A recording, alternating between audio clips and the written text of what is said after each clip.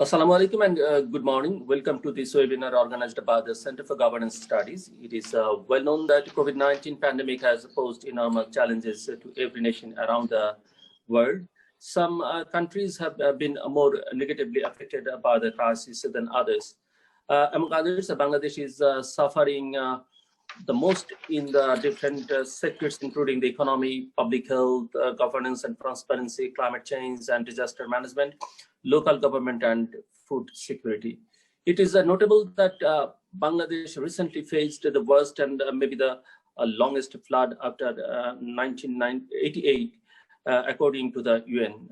The center observes that the policymakers' lack of assessments and resolutions, and there is an information gap among stakeholders regarding preparedness for natural disasters and the pandemic. According to a recent study by the Internal Displacement Monitoring Center, IDMC, approximately 25,20,000 people have been displaced internally between January 2020 to June 2020 due to natural calamities that Bangladesh faced. As I said earlier, that the COVID-19 pandemic has created an unprecedented global economic and humanitarian crisis that has enormous impacts on both lives and livelihoods. As a developing economy, the magnitude of impacts has overwhelmed the country greatly, although Bangladesh is not new to disasters or major humanitarian crises. Thus, an unprecedented crisis brought up the fragile condition to the climate vulnerable groups, especially to the poor women, children, and elderly, etc. Those climate vulnerable people mostly suffered from joblessness, loss of income, and food insecurity. It is high time Bangladesh should also assess climate change and disaster management challenges on such crises like COVID-19 to prevent any probable future crisis like this.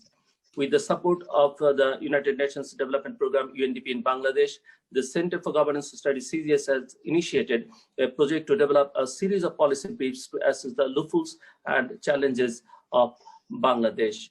Under the series, Dr. Atiq Rahman, Executive Director, Bangladesh Center for Advanced Studies, BCAS, and Chairman of the Climate Action Network South Asia, CANSA, has developed a policy brief on climate change titled Searching Ways Forward for Bangladesh in the Time of Pandemic, Climate Change and Disaster Management Challenges in Bangladesh. Today, we are going to release the fifth policy brief, and it's now available on our website. On the occasion of releasing the policy brief on climate change, the center has organized this online discussion event. This event is now live on different social media platforms like Facebook, Twitter, and YouTube. And indeed, we are happy that today we have with us Dr. Atiq Rahman, the author of the policy brief, architect Mubashir Sain, President of Institute of Architects Bangladesh, Ms. Soda Rizwana Hassan, Chief Executive, Bangladesh Environmental Lawyers Association, BELA, and Dr. Manjur Ahmed Chaudhary, Chairman, Center for Governance Studies. And now, here is our key speaker, author of the policy brief, Dr. Atiq Rahman, Executive Director, Bangladesh Center for Advanced Studies, and Chairman of the Climate Action Network South Asia, Dr. Atiq Rahman. Thank you very much, Zulu. Great pleasure to be here.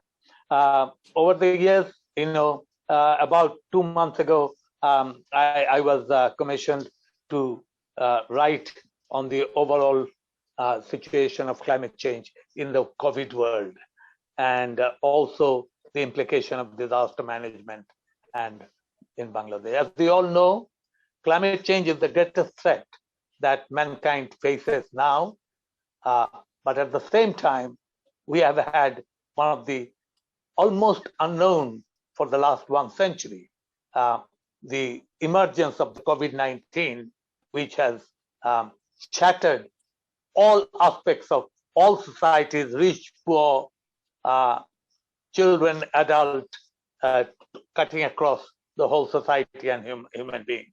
So combination of those two creates a very complex and more complicated ways of managing climate change in the world of COVID, or COVID climate together in a world of disaster management. Now, climate change implications for ordinary people is it means is the greenhouse gases that come out of the our energy processes, our development processes, our burning and our livelihood. But that temperature rise doesn't affect directly the people. What people, country like Bangladesh, which is one of the most vulnerable countries, get affected is through the means of disaster management. And in Bangladesh, the disasters are across the country, across all sectors, and it manifests in many ways. And climate change is the motivating factor in many, many cases. For example, in Bangladesh area, within that geography, from 1999, i.e. end of the last century, to 2019, which is the first 2 decades, 191 disasters have taken place associated with climate events or hydroclimatic regimes, that is water, climate, atmosphere, society, culture, trees, plants, water, land, the whole system. So that is affecting people differentially, and the most vulnerable people are the poorest. And as we know, other studies of Sanem and others have shown that during this period, from March, actively, but starting from December, but basically March 2021 to present time, we have had a large number up to 20 to 21. We had a large number of events which are climate in origin, but implication of climate change. I'll just give the example of a woman who I know and I have worked in the villages, and I asked her, and many of you know that we had 4 consecutive floods over the last 8 months, over a period of five months. And these consecutive floods are a convergence of the South Asian, China, so it's India, Arunachal, Meghalaya, Assam, that whole Northeast area with China, Bhutan, Nepal, Bangladesh, all the water emerging through Bangladesh, going through Brahmaputra, going across Ganges and coming into Padma and re-entering and joining with Brahmaputra again. That whole process has inundated huge number of areas, affected particularly the farmers, and in the agricultural production, our rice crop time, and that has also devastated the vegetables and others. So I was talking to one of the women saying, how are you doing with COVID in this problematic area? And she said, I am living for 4 months with water between my knee and my waist. I don't have the luxury to look at COVID. So for her, the reality that confronted her was her life survival. And she had to, when the water came above her waist, above her shoulder, she had to go to the roadside to take shelter. Once it comes down, she comes back, but another comes, and she is next to Kurigram. So this has been coming and going. So that complex system is a system where all the complexities that arise. And in climate change, if you look from south of Bay of Bengal going up north, we have identified 12 very well defined climate problems or complex vulnerability which Bangladesh faces, from sea level rise, increasing salinity, the storm surge with cyclones entering, and we have Amphan during this period as well, one of the great cyclones. Then when these cyclones, then we have the drought in the northeast, in the Barinda area, which gets dire, and we have water shortage. Then in the Chittagong Hill tracts, there are landslides, and along the rivers, the riverbank erosion is very, very big, including Chorland breaking down and getting displaced, and the vulnerability of all that, including our water security, food security, energy security, security of land and existence of our habitat. So everything gets connected through the climate change process, but this happens in a time of COVID where we have to be extremely careful, maintain distance. Now, maintaining distance is what we have been promising and we want everybody to do. And I was talking to some people in the slums and they said, well, you suggest us maintaining distance, but 5 of us live in a room with 8 feet by 8 feet. And the question of having that separation is not some luxury again we can afford. But fortunately, our slum areas, our poor people have not, or in the rural areas, have not been as badly affected. And we have been fortunate. There are theories and various explanations or hypotheses, but the scientific data is not as strong to say why and how Bangladesh poor have survived so well over this period and started recovering their agricultural practices. So we did not have a shortage of food during this time, not that serious a shortage, but we have had been affected. So that is the vulnerability. Besides vulnerability, we have had climate change impacts, and the major climate issues face Bangladesh in the present and the future, and the disaster management has been working hard over this period. Now, fortunately, Bangladesh is one of the few countries in the world which has a Ministry of Disaster Management, and they can reach quite quickly into the community, to the people.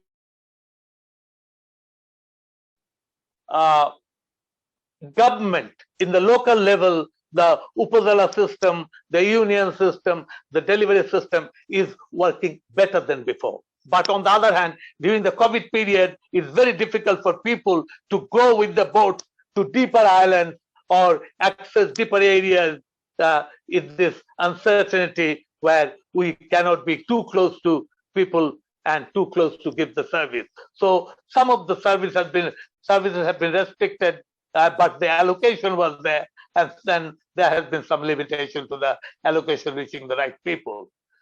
And the key priorities and strategies in Bangladesh has been some of the central issues that we have to look. And our key priority in climate change world is what we call adaptation, how we adjust to the realities. Banglai bolche khap khaiye neya. How do we adjust to the new realities that have come? So people, and it is the communities again, it is the poor who have increased their innovation to look at the realities of climate change. They don't talk in terms of climate change, they talk in terms of their life being affected. And their life is being affected when the water goes up, when in the Jessore area, people have been saying there is a fog that comes in the evening, which was not something they knew before. So these are all, and the dust of the Rajshahi area affect the people's life and livelihood.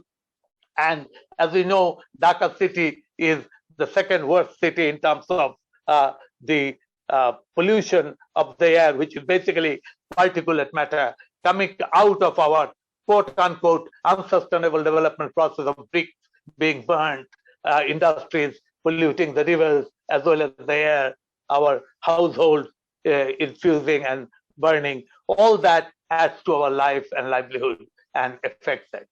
The response strategy in Bangladesh has been quite good, mobilizing the people, communities themselves, the NGOs, the civil society, the central government, hand in hand, has been working together under this very difficult circumstances.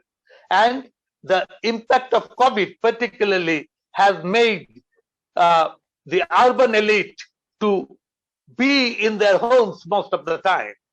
So if you remember, in the early days of COVID, when there were not so many cars on the road, not so many people going out, suddenly you could see new flowers blooming in various roadsides of Dhaka. We are having grass coming out where water quality, air quality had improved slightly. Again, the water quality remains a major challenge in our lives. The response strategy, we have done a large number of studies, the Bangladesh government, NGOs, civil society researchers. In adaptation, we are the world leaders. As you might recall, when Ban Ki-moon was here a few months ago, he said, Bangladesh is our best teacher for adaptation. And that has happened because of the combination of government leadership, working of the scientific community who has given the scientific leadership, and fortunately we had few of the scientific leaders of the world in there and made adaptation on the global front through actions. And these actions have been combination of our own development pathway, and at the same time we had rapid economic growth, and we do need rapid economic growth to reduce our poverty, and poverty is our biggest challenge that we have to overcome. That's the central point of our development strategy. So the poor must be helped to come out of poverty. Once they're out of poverty, they enter the market, they buy the commodities, and they contribute to the economy. So this cycle, from going from vicious to the virtuous cycle, is what we need to do, and that has been happening. Sadly, when these four big floods combined with the fifth flood, which was the depression formed in the southern Bay of Bengal and did not allow the water to pass through, so the water backlog had created a fifth, and the delayed release that has imparted the flow of water could not come out easily, and had a sort of a fifth or 4.5 floods. And over these 5 months, people had the combination of COVID plus the floods, and a unique situation. Even if the best scientists of the world wanted to design a disastrous situation, they could not design anything more complex or more better, or quote unquote better, because of the nature had given us such a challenge. Fortunately, we overcame that challenge.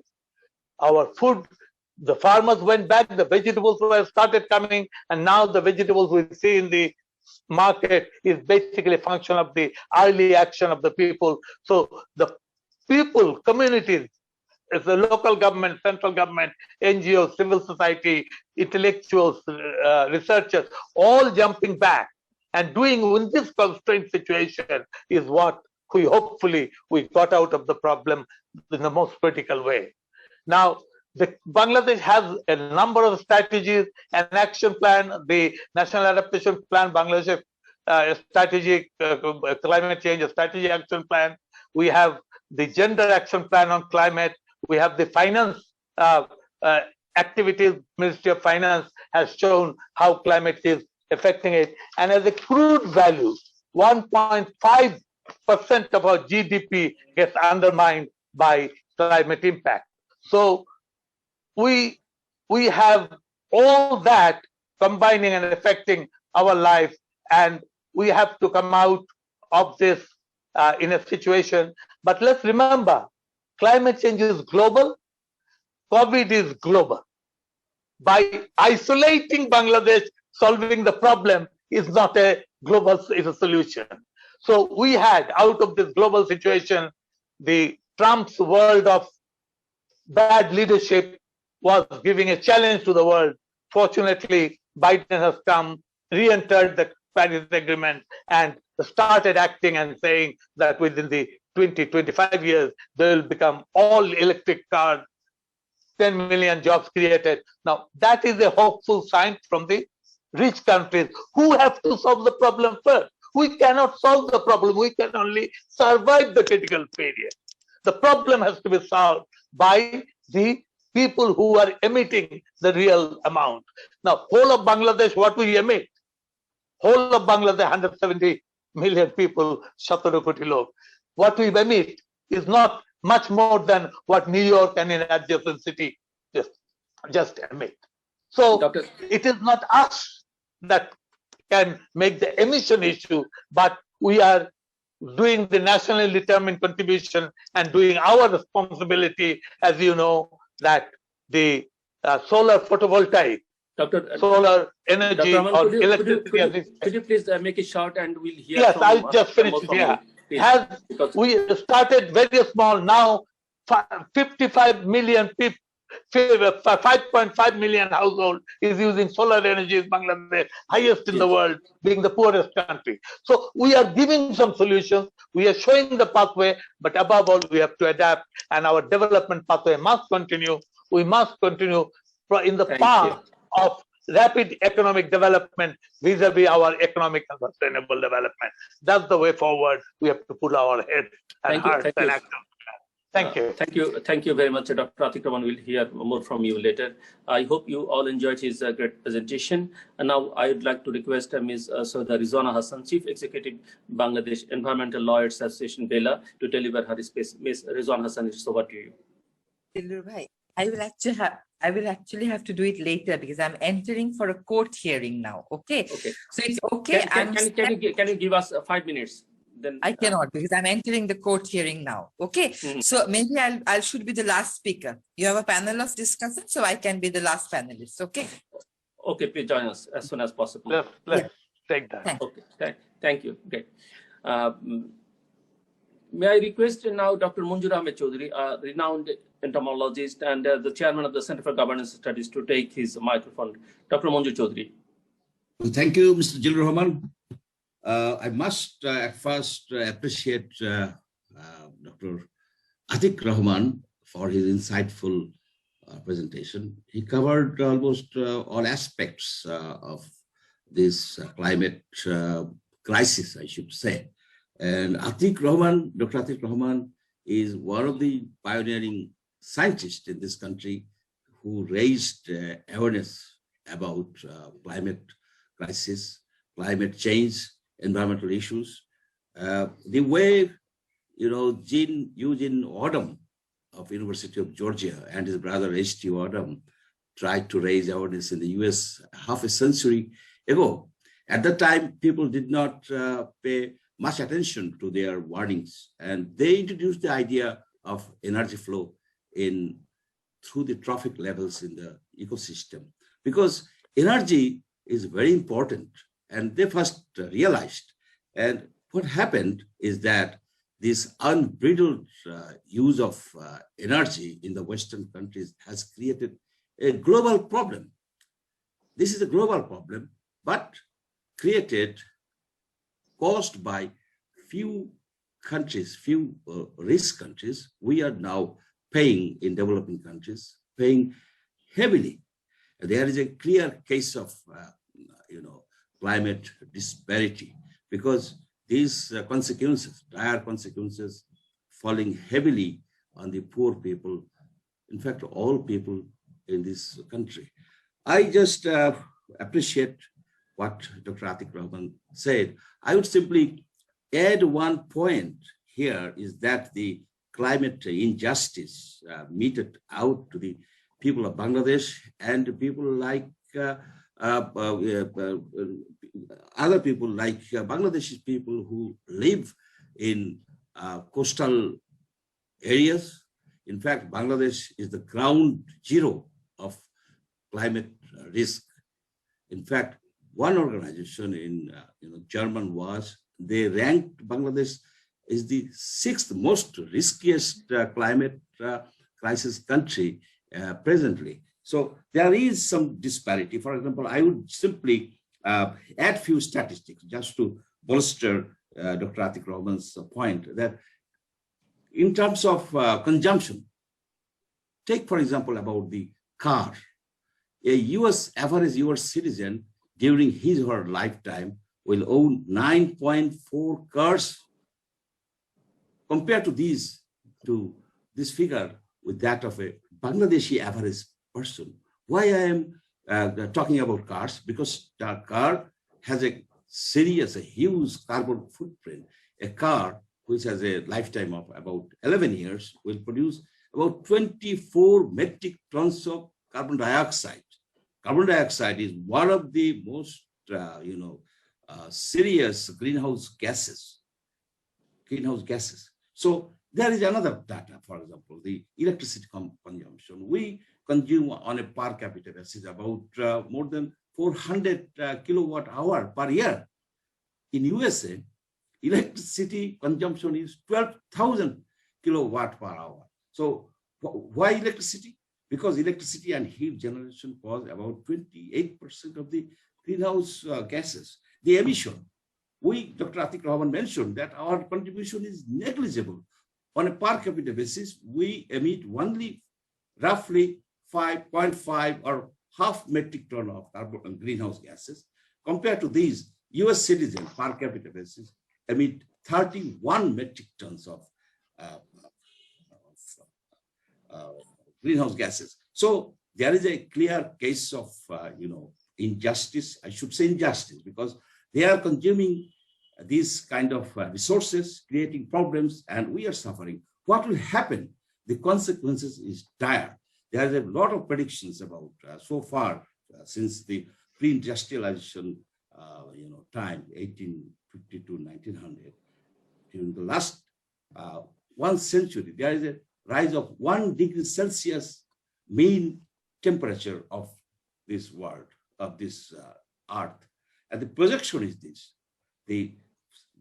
before this century is out, there will be an increase of at least from 1.8 to 4 degrees Celsius. If there is 1 degree increase, there is 1 degree increase of temperature, Bangladesh, there will be about 30 centimeter to 50 centimeter sea level rise. And at least 11 to 15% of our coastal area will be submerged. It is not only submerged, there is this intrusion of salinity, intrusion, this congestion, drainage congestion, other factors, extreme weather events. For example, last year we had 4 cyclones, major cyclones. Normally we should have 1 cyclone. For example, here the late winter rainfall is becoming more and more common. As a result of these, the breeding of Culex mosquitoes increased, because, for example, this year's Culex infestation is one of the causes is the late December untimely rainfall. This erratic rainfall, drought, etc., will affect all parts of Bangladesh. Our lifestyle, our living standards will be greatly affected. So I would not take much time, because he has already covered these whole issues, the mitigation, this adaptation. Yes, we are very good at adaptation, but the point is this: it requires a lot of funds, and also the management of the funds in a corruption-free way is also important. We should encourage our foreign ministry to gear their, to train their diplomats about this climate diplomacy. This is the year of climate diplomacy. For example, this in America, John Kerry, who was the Secretary of State, the top diplomat, he is now their climate climate secretary for USA. So we must give more emphasis on this point. Thank you all. Thank you, Dr. Chaudhary. At this moment of the discussion, I'd like to request Architect Mubashir Hussain, President Institute of Architects Bangladesh, to take the floor. Mr. Mubashir Hussain, it's over to you. Thank you. Zillur, আমি বাংলায় বলবো, কারণ বাংলায় বললে আমি একটু সঠিকভাবে উপস্থাপন করতে পারি। প্রথমে আমি ধন্যবাদ জানাই আতিকুর রহমান এবং মঞ্জুর চৌধুরী, বিশেষ করে আতিকুর রহমান সাহেব যে বক্তব্যগুলি দিয়েছেন সেগুলি একেবারে ডাটা বেস, এবং সবচেয়ে বেশি আমাকে আকর্ষিত করেছে একটি শব্দ। উনি বলেছেন COVID-19 is global, climate change is global, but very interesting thing, climate change is global, but it has been done by, created by, I should say, the rich people, and we are suffering. আর কোভিডটা হচ্ছে, এটা আমরা ধরে নিতে পারি যে প্রাকৃতিক ভাবে এই দুর্যোগটি এসেছে। ক্লাইমেট চেঞ্জটাকে কিন্তু অ্যাডাপ্টেবিলিটি বাংলাদেশের মানুষ প্রতি ধাপে ধাপে এটা অ্যাডাপ্ট করা শুরু করেছে প্রতিটি ক্ষেত্রেই। এখন ক্লাইমেট চেঞ্জ এবং এই কোভিড যখন প্যারালালি বাংলাদেশে এসছে, তখন আমরা একটি অদ্ভুত, আমি অন্তত যে স্টাডিটি করেছি, আমি একটি অদ্ভুত স্টাডি দেখেছি। ঢাকা শহর বা শহরগুলিতে কোভিডের আক্রমণ অসম্ভব বেশি, যেমন আতিক ভাই সরাসরি বলেছেন যে বস্তি এলাকায় কোভিড নাই, কেন কম? এই উত্তরগুলি আমরা কিন্তু এখনো পাইনি। গ্রামগুলিতে গেলে পর আপনি দেখতে পাবেন সেটি একটি আশ্চর্য ঘটনা। অন্তত আমি 6টা-7টা গ্রাম নিয়ে কাজ করেছি, সেখানে আমি দেখতে পেয়েছি গ্রামের লোক গ্রামে গেলে পারে, কোনো শহর থেকে গেলে পারে, গ্রামের লোক তাকে আইসোলেটেড করে রাখে সেই বাড়িটিতে, যে তুমি শহর থেকে কোভিড নিয়ে এসছো আমাদের গ্রামে। গ্রামের লোকের কোভিড নিয়ে মাথা ব্যথা নাই, তারা এই ক্লাইমেট চেঞ্জ নিয়ে কিভাবে অ্যাডাপ্টেশনের মাধ্যমে ক্লাইমেট চেঞ্জকে গ্রহণ করে নিয়ে নিজেদের অবস্থানকে সুদৃঢ় করবে, এবং সুদৃঢ় যে তারা করতে পারে তার একটি এক্সাম্পল আমি মনে করি এখানে দেওয়া উচিত। সেটি হচ্ছে যে দেখেন, দেশ যখন স্বাধীন হয় তখন আমার জনসংখ্যা ছিল 7 কোটি, জমি ছিল অঢেল, যে জমি কোনো ইন্ডাস্ট্রি ছিল না, দালান কোঠা ছিল না, জমি অঢেল, জনসংখ্যা 7 কোটি, and the country was declared bottomless basket. We didn't have food. আর আজকে 50 বছর পরে যখন জনসংখ্যা দ্বিগুণ, জমি অর্ধেক, এই কৃষক যাদেরকে সুযোগ পেলেই আমরা চাষা বলে গালি দেই, সবচেয়ে neglected portion of the people of the country, they have change the whole scenario. বাংলাদেশকে খাদ্যে স্বয়ংসম্পূর্ণ করে ফেলেছে। ওই যে আতিক ভাই একটি কথা বললো যে বাংলাদেশের মানুষের ভিতরে যে অ্যাডাপ্টিবিলিটি, ক্রিয়েটিভ চিন্তা তাদের নিজেদের, সেই কাজটিকে তারা কিন্তু অসম্ভব শক্তির সাথে করে ফেলতে পারে। এই ফ্লাড, একটি ফ্লাডের জায়গায় 4টি ফ্লাড, আর 50 বছর আগে একটি ফ্লাড হলে পারে কত লোক মারা যেত, কত লোক না খেয়ে থাকতো, কত দুর্ভিক্ষ হতো। এখন 4টি ফ্লাডও কিন্তু মানুষ শক্ত হয়ে দাঁড়াচ্ছে, ফ্লাডের সাথে তাকে অ্যাডাপ্টেবিলিটি ডেভেলপ করতে পারছে। আমরা এই কোভিড নিয়েও যদি আমরা চিন্তা করি, গ্রামের লোক, এখন আমার মাঝে মাঝে মনে হয় ক্লাইমেট চেঞ্জই কি বাংলাদেশের গ্রামের মানুষকে কোভিড থেকে মুক্ত রেখেছে? ক্লাইমেট চেঞ্জই কি বাংলাদেশের মানুষকে, এগুলি রিসার্চের ব্যাপার, কেন গ্রামের মানুষ কিছুতেই কোভিড আক্রান্ত হচ্ছে না? 1, 2 নম্বর হচ্ছে তারা শহর থেকে গেলে পারে বলে তুমি কোভিড নিয়ে এসছো। হ্যাঁ, কোভিড এর এফেক্ট তাদের উপরে হচ্ছে। তাদের সন্তানরা দেশ বিদেশে কাজ করত, তাদের সন্তানরা ঢাকা শহরে কাজ করত, তারা জবলেস হয়ে গেছে, যার এফেক্টটি মারাত্মকভাবে, আতিক ভাই এই কথাটিও বলে, মারাত্মকভাবে গ্রাম বস্তি এই জায়গাগুলিতে এফেক্ট করেছে। প্রথম দিকে বস্তিবাসী যারা মানুষের বাড়িতে বাড়িতে কাজ করত, বাড়িতে বাড়িতে কাজ দেওয়া পর্যন্ত বন্ধ হয়ে গিয়েছিল, কারণ সবার ধারণা ছিল যে কোভিডটি আমার বাড়িতে ঢুকবে বস্তির ওই কাজের গুয়ার হাত দিয়ে।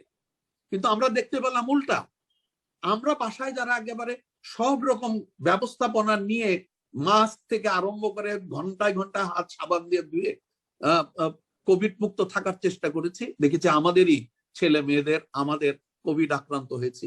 কাজের বুয়া কিন্তু মুখে একটা মাস্ক লাগিয়ে বাড়ির সমস্ত কাজ করে আবার চলে যাচ্ছে। এই যে এই জায়গাটিতে নিয়ে আমি মনে করি একটি রিসার্চ হওয়া দরকার। কেন, কি কারণে বাংলাদেশের মানুষের ভিতরে এই ক্ষমতাটি আসলো, কোত্থেকে আসলো, কিসের কারণে? এটা কি ক্লাইমেট চেঞ্জের কারণে? তাহলে কি আমরা ক্লাইমেট চেঞ্জকে স্বাগত জানাবো? যত ক্লাইমেট চেঞ্জ হবে বাংলাদেশের মানুষের শক্তি, মানসিক শক্তি এবং শারীরিক শক্তি বৃদ্ধি পাবে না, মানুষ এটাকে অ্যাডাপ্ট করা শিখেছে।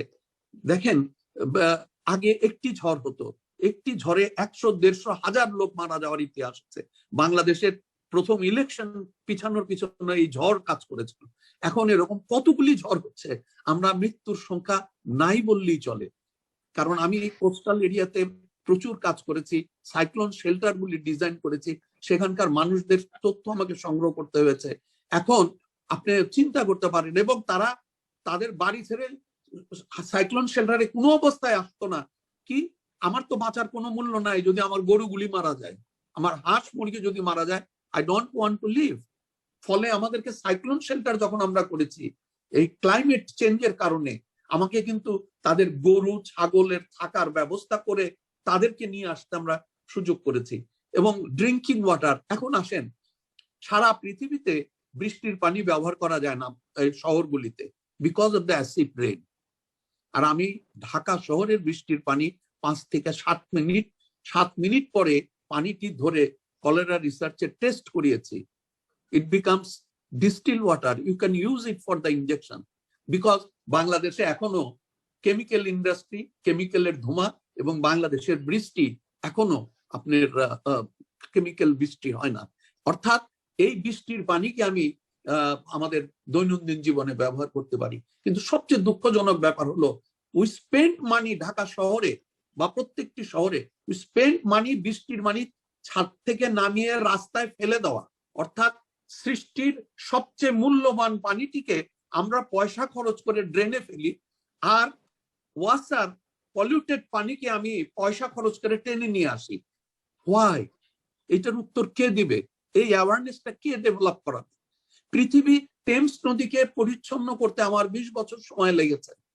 বাংলাদেশে আমরা গতবার প্রচন্ড বৃষ্টি হওয়ার কারণে আমরা দেখেছি 1 বছরেই বুড়িগঙ্গা, পলিউটেড বুড়িগঙ্গার নদীর নিচ দিক দেখা যাচ্ছে। অর্থাৎ বাংলাদেশে এই ঢাকা শহরে পৃথিবীর কোথাও চারপাশে 5টা নদী আছে একটি রাজধানীতে, আমার জানা নাই। এবং এই নদীগুলি হলো মিষ্টি পানি, অর্থাৎ সুইট ওয়াটার। পৃথিবীতে 3য় বিশ্বযুদ্ধ হলে এই সুইট ওয়াটারের মালিকানা নিয়ে হবে। কথায় কথা আমরা সিঙ্গাপুরের কথা বলি, এই সিঙ্গাপুর পানি কোথা থেকে নিয়ে আসে? সেই পানি নিয়ে আসে সে মালয়েশিয়া থেকে। আর এখন তারা যে পানিগুলি দৈনন্দিন ব্যবহার হয় তারা সেটাকে রিসাইক্লিং করছে। সেখানে যদি আপনারা যান, প্রতিদিন 200-300 বাচ্চা ছেলে মেয়েদেরকে বলাচ্ছে তুমি পায়খানা পেশাবে যে পানি ফেলো সেইটা আমরা রিসাইক্লিং করে পিওর ড্রিঙ্কিং ওয়াটার করে কিছুটা পলিউশন করতে হয় যাতে তোমার শরীরের শক্তি তৈরি হয়। এবং গেলে পারে আপনি ওই পানির বোতল দিবে এবং দেখাবে যে কত পলিউটেড পানিকে আপনি পরিচ্ছন্ন করছেন। আর সৃষ্টিকর্তা বা প্রকৃতি যাই বলেন, আমাদেরকে প্রায় 4 থেকে 5 মাস অজস্র ধারায় বৃষ্টি দিচ্ছে, আমরা সেটাকে রাস্তাকে নদী বানানোর জন্য পার করছি। বহু বছর থেকে আমরা বলে আসছি আসেন আমরা এই বৃষ্টির পানিটিকে সংরক্ষণ করি। আপনি বৃষ্টির পানিকে সংরক্ষণ করলে ওয়াটার বিল 50% আপনার কমে যাবে। কেন আমরা করি না? এই জায়গাগুলিতে আমাদের কাজ দিতে হবে, সাধারণ মানুষকে এই কাজ করাতে হবে। গ্রামের মানুষ কিন্তু এখনো চালের পানি নিয়ে 2 ঘন্টা আধা ঘন্টা 1 ঘন্টা পরেই তারা এই বৃষ্টির পানি কালেকশন করা শুরু করে বহু বাড়িতে। কারণ this are the sweet water. কারণ গ্রামে ইরিগেশন করার কারণে আপনার আন্ডারগ্রাউন্ড পানি ড্রিঙ্কিং অবস্থায় নাই, তাহলে তারা ড্রিঙ্কিং ওয়াটারটা পাচ্ছে কোথায়? আইদার পুকুরের পানি, যেটাতে আয়রনের পার্সেন্টেজ অসম্ভব বেশি, আর না হলে বৃষ্টির পানি মাটির বড় বড় ড্যাগে প্রিজার্ভ করে সেই বৃষ্টির পানিটি খাচ্ছে। অর্থাৎ নেচারকে ব্যবহার করার ক্ষমতা বাংলাদেশের মানুষের ভিতরে অসম্ভব রকম বেশি। বাংলাদেশের মানুষের ভিতরে সততা অনেক বেশি। আপনি যদি তাকিয়ে দেখেন যে 6 ঘন্টা 7 ঘন্টা নিউ ইয়র্কের মতন সভ্য রাষ্ট্রে 6 ঘন্টা 7 ঘন্টা বিদ্যুৎ ছিল না। পৃথিবীর হাইয়েস্ট রেপ, রবারি, সব রবারি, কিলিং 6 ঘন্টা হয়েছে। বাংলাদেশে কত কত ঘন্টা বিদ্যুৎ থাকে না, তারপরে এই ধরনের ঘটনা ঘটে না। সেখানে ফ্লাড হলে পারে ন্যাশনাল গার্ড দিয়ে চুরি চামারি বন্ধ করতে হয়। আর বাংলাদেশের মানুষ, সাধারণ মানুষ, ফ্লাড হলে পারে তার নিজের যা আছে তার একটা অংশ নিয়ে ওই ফ্লাড এফেক্টেড এলাকায় দৌড়ে যায় মানুষকে দেওয়ার জন্য। এই যে ঐশ্বর্য বাংলাদেশের মানুষের মধ্যে রয়েছে, সেই ঐশ্বর্য নিয়ে আমাদের একটু যুদ্ধ করতে হবে। ঐশ্বর্যকে কিভাবে ব্যবহার করা যায় আরো সঠিকভাবে, সেই জায়গাগুলিতে যদি আমরা পৌঁছাতে পারি। আমি আতিক ভাইয়ের সেই কথাতে আবার আসবো, কোভিডও গ্লোবাল এবং ক্লাইমেট চেঞ্জও গ্লোবাল। কিন্তু কোভিডকে আমরা আমাদের জনগণ নিজেদের ভিতরে ধারণ করে নিয়েছে। কিভাবে নিয়েছে আমি সায়েন্টিস্ট না, আমি মনে করি যারা রিসার্চ করেন তাদেরকে বের করতে হবে। 6-7টা গ্রামে যে একই চেহারা দেখেছি, কাউকে মাস্ক পরতে শুনি না, তারা খেলছে, ওয়াজ করছে, গল্প করছে, গলাগলি করছে এবং তারা সরাসরি বলছে ভাই আপনি শহর থেকে আসছেন, আপনি দূরে থাকেন, আপনি দূর থেকে আমার সাথে কথা বলেন। This is something exceptional. এই জায়গাটিকে নিয়ে আমাদের চর্চা করা দরকার, আমাদের আলোচনা করা দরকার এবং এই তথ্যগুলি বের করতে পারলে আমরা কিন্তু আমাদেরকে আরো অনেক দিক থেকে উন্নত করতে পারবো। আপনাকে অসংখ্য ধন্যবাদ আমাকে সুযোগ দেওয়ার জন্য।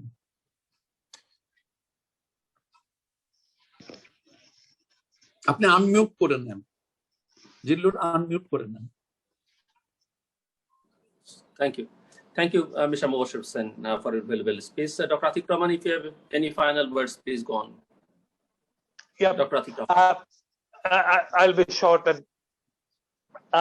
The whole climate change issue is as Professor Manoj rightly said, that it is a global justice issue. In my last 20 years, I have done a lot of work on climate justice. And now it is not only the climate change is not only a justice issue, it's the greatest market failure. We talk of market, economists try to improvise market and they say market will solve all our problems.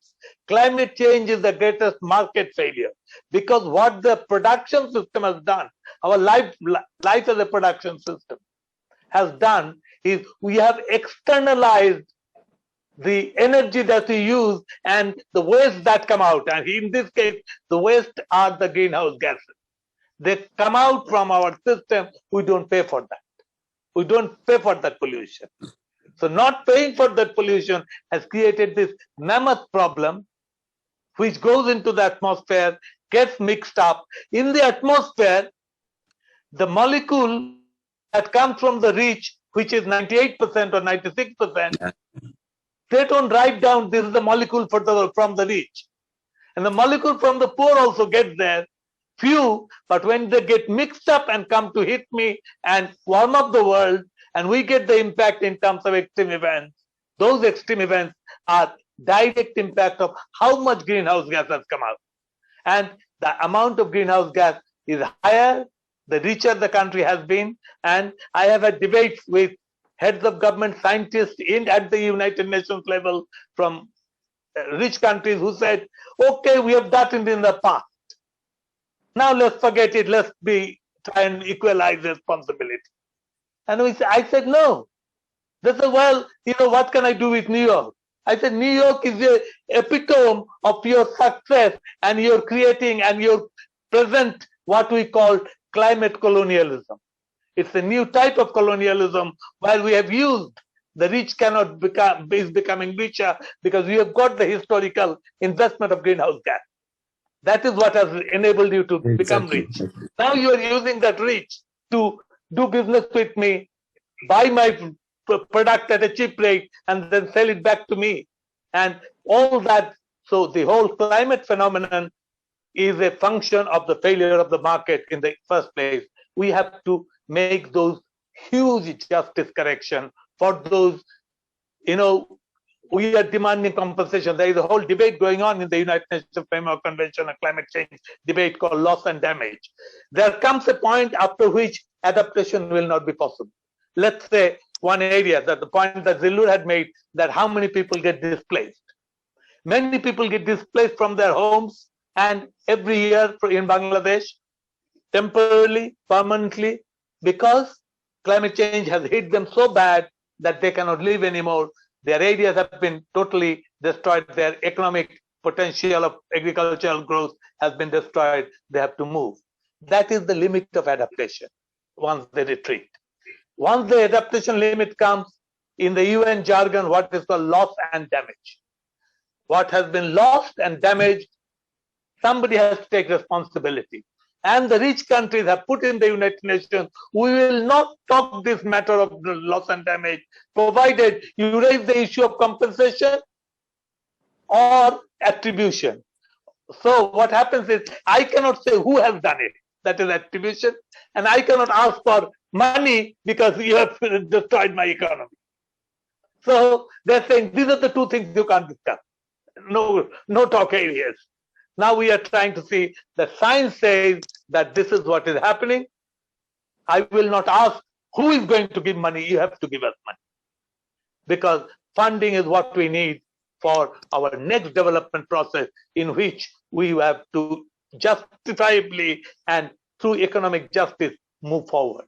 And that is the sustainable development, which is the central issue of today now, globally now, is economic growth. There must be economic growth everywhere to keep the economic system going. But that economic growth must be environmentally sound.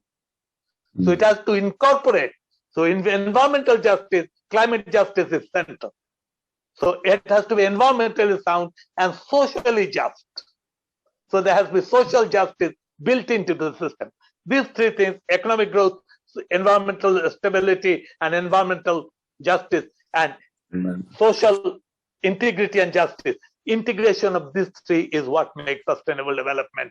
And as we know, we are going towards the 17 the sustainable development goals that has been integrated. And in Bangladesh, as I said, poverty must be eradicated as our first objective. And earlier we can do that, better we will be able to contribute.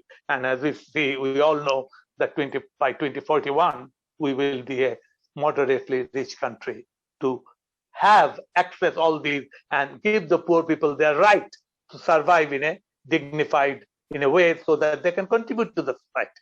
We want to contribute to the society of the global society as a whole, so that the Americans learn and understand what climate change is. People ask me, why do you teach in an American university? I said, I go to American university for two things. One, to learn from the students and others. Second, to teach the policymakers there that they have to change their world, understanding what is happening to the outer world, not just your little state of New York, what happens, or in Los Angeles, or one other state, but global systems are interconnected. And climate change and also COVID have shown us the interconnectivity. Sadly, nobody wants to wish anybody ill, but the richest people could not help themselves from COVID. The number of deaths in USA has already crossed 500,000 now. So those are, of course, the main reason is they are looking after the elderly in the hospitals, the elderly who are dying most.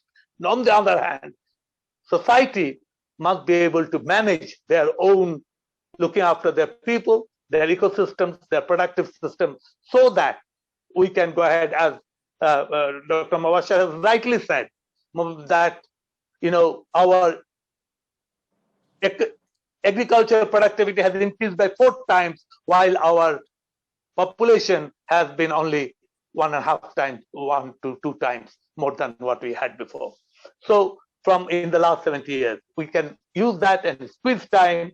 Decadally, we can make these progresses, and hopefully by 2041, we'll have a much richer country, almost minimum poverty and highest amount of social justice.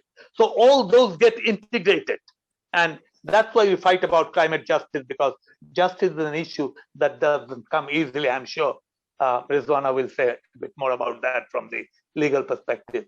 Let me stop there and hand it over to Zillur for carrying on. Thank you. Thank you, Dr. Atiq Rahman. We are glad that Ms. Rizwana Hassan joined us again.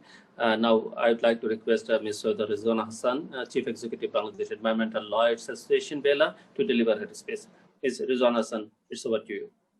I don't really have a speech, Zillur Bhai. I'm actually in the middle of a court hearing. I've just took a break for 3 minutes. Just wanted to highlight on a few issues. Apologies to the earlier speakers, my previous speakers. Could you please turn on your video? Okay, great. Thank you. Okay, unmute your. Oh, do you hear me now? Yes. Yes. So apologies to you all for not being able to listen to your valuable deliberations.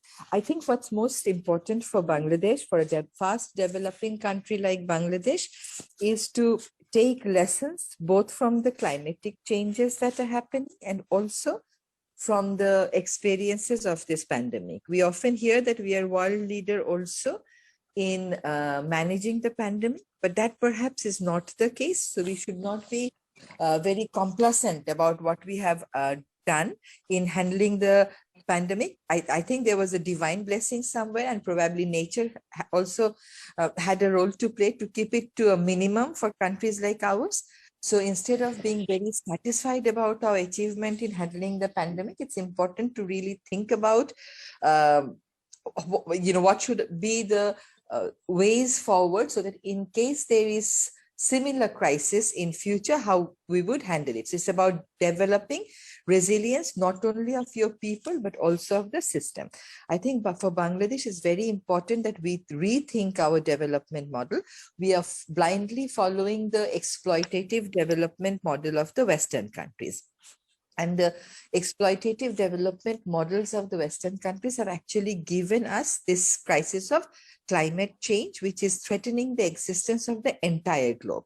So we should not be blindly following those countries in pursuing our development agenda, because those were very exploitative and they failed to do any justice to the mother world.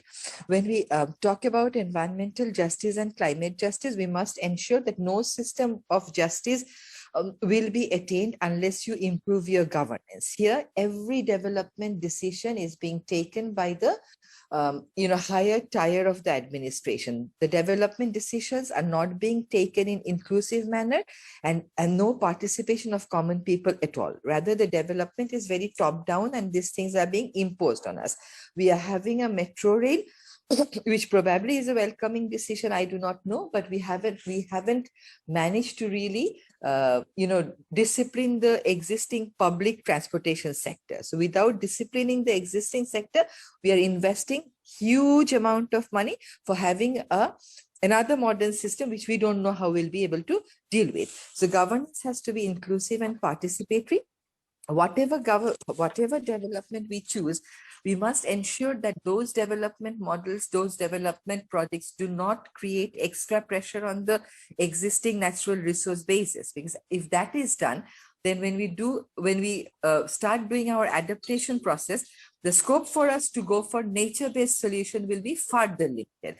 We have many resources, but compared to the number of people we have, those are not huge natural resource bases. So whatever natural resource bases we have to protect those, so that when we have to adapt for climate changes, we can rely for nature-based solution instead of asking for heavily technology-based solution or or solutions that are heavily heavily dependent on investment of money. We do not have that much of money, nor do we have holdover technology. We must avoid false solutions, for example, the GM food and everything, and we must change our consumption pattern. For that, developing leadership in the youth is important, and we must concentrate in protecting our agricultural system, our water system, forest and health system, because those are areas that will be hard hit by climate changes and pandemics like this. Sorry, I have to now rush to the. Thank you. Good luck. We'll go and win the job, win the case. Thank you so much. Thank you, Advocate Sada Rizwan Hasan, for your time and thoughts. Dr. Atikaman, would you like to add something? No, Mubashir bhai, Architect Mubashir wants to say something, I think. Yes, please, Mr. Mubashir Hussain. আমার কাছে রিজওয়ানের একটা কথা খুব ভালো লেগেছে, যেটা সত্যিকার অর্থে এক্সপ্লয়েটিং ডেভেলপমেন্ট, অর্থাৎ বিভিন্ন জায়গায় ডেভেলপমেন্ট হচ্ছে কিন্তু সাধারণ মানুষকে এক্সপ্লয়েট করে। এবং এই যে ট্রান্সপোর্ট নিয়ে আমরা কত আলাপ করছি, যে এক্সিস্টিংটাকেই আমি যদি ঠিক করি তাহলে আমরা কত সুযোগ সুবিধা করতে পারি। এবং ঢাকা শহর নিয়ে আমরা অসংখ্য স্টাডি করেছি। ঢাকা শহরের সমস্ত কিছু আপনার 3 থেকে 3.5 কিলোমিটার রেডিয়াসের ভিতরে এভরিথিং ইজ অ্যাভেলেবল। আমরা বিদেশে উন্নত জায়গায় যাদের বিলিয়নিয়ারদেরকেও দেখেছি 2.5 থেকে 3 কিলোমিটার তাকে দৈনিক হাঁটতে হয়, অর্থাৎ গাড়িটি কিন্তু ড্রয়িং রুমে ঢোকে না, আমাদের প্রায় ড্রয়িং রুমে গাড়ি ঢোকায়। একজন ডিসেবলকে 1.5 কিলোমিটার পর্যন্ত নিজে হুইল চেয়ার মুভ করাতে হয়। এগুলো আমাদের স্টাডি থেকে আমরা বলছি। ঢাকা শহরে আমার গাড়ি আমার একেবারে ড্রয়িং রুমে নেওয়া ছাড়া আর কোনো উপায় নাই, এই পদ্ধতিতে আমরা চলি। যে কারণে এই নেতা নেত্রীদেরকে যদি আমি ফুটপাতে হাঁটাতে পারতাম, বাংলাদেশের ফুটপাত পৃথিবীর শ্রেষ্ঠতম ফুটপাত হতো। এই গাড়ি তারা নিয়ে যাচ্ছেন, শুধু নিয়ে যাচ্ছেন না, চিফ জাস্টিসের বাড়ির সামনে দিয়ে উল্টা দিকে গাড়ি নিয়ে যাচ্ছেন। চিফ জাস্টিস বিভিন্ন সময় কি বলে নিজে থেকে কেস করেন, কিন্তু এই মানুষগুলিকে কেস করেন না, স্বপ্রণোদিত হয়ে কেস এদের বিরুদ্ধে করেন না। বহুবার আমি বলেছি, আমাকে অন্তত এটার জন্য যদি জবাবদিহি করতে বলতো, আমি জানতে চাইতাম যে আমাকে কি জন্য শাস্তি দেওয়া হলো, সেটিও অনুগ্রহ করে লেখেন। অসহায় চিফ জাস্টিস ব্যালকনিতে দাঁড়িয়ে দেখেন যে তার দরজার সামনে দিয়ে উল্টা দিকে গাড়ি নিয়ে যাচ্ছে ফ্ল্যাগালা গাড়ি। আপনি এই জায়গাগুলিকে যদি ঠিক না করতে পারেন, আমাদের এই কৃষকদের উপরই নির্ভর করতে হবে, ওদেরটাকেই আমাদের ফলো করতে হবে। কারণ চিন্তা করেন যে আমরা এই কৃষকরা 71-এর মুক্তিযুদ্ধের চেয়েও বড় যুদ্ধ কিন্তু তারা করে ফেলেছে, যেটা আমরা কেউ জানি না, কেউ বুঝি না। একটি বিধ্বস্ত রাষ্ট্রের জমি কমে গেছে, জনসংখ্যা দ্বিগুণ হয়েছে, সেটাকে কিভাবে তারা সামাল দিল, আমার কাছে এখনো চিন্তার বিষয় মনে হয়। এগুলি যদি করা সম্ভব হয়, তখন আমি মনে করি বাংলাদেশ চাইলেই বহু কিছু করতে পারে। শুধুমাত্র ওই যে টপ ডাউনের বদলে নিচে থেকে যদি আমি উপরে উঠি, তাহলে আমরা এই প্রবলেমগুলি সুন্দরভাবে সমাধান করতে পারব। And governance is a big challenge here. Exactly. Main challenge to it. Dr. Atikaman, please. Yes. Coming back to the whole question of governance, we have rules, and one of the fundamental rules says that rules are equal for everybody. And the point that Mubashir Bhai has said, that rules are not equal for everybody. The day we do that, the poor farmer, the poor person, the government's allocation for COVID period, allocation for various groups have been quite significant. But it is only the rich group, whether they're the garment industry, big enterprises, they got the money. The poor farmers didn't get that much. Allocation is there, but the distributed system could not reach them that well. So we have to learn to do our distribution system better. And governance principle is reaching all the parts of the body. And when we imagine a human body and we want to supply oxygen, if we do it only to the head, it doesn't work. The whole body must get it. And how do we get it to the body? Our toes must get it, otherwise we don't walk. Our fingers must get it so that we can eat. So the point is, how do we get it? This analogy is the way to make sure that our extremes, our poorest, they get the benefit of this progress, that quote unquote progress that we are making. And this progress is not about roads. Of course, roads are very welcome. Of course, Padma Bridge is most welcome for the people of Khulna, Joshua, Bodishal, Puthuwakhali and all. But they must reach the people, all of them, with benefits. And one of the things that has happened because of climate change and COVID at the same time, many of the children could not go to their school.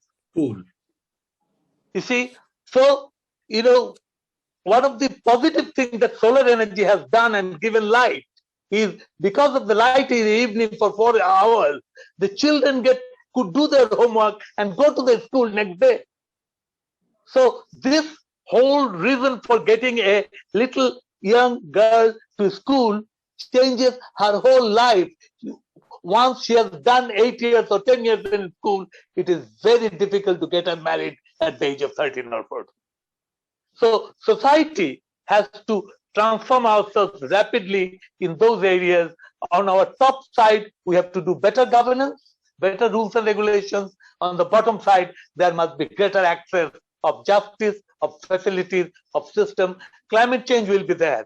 By wishing climate change away, it's not going to go away.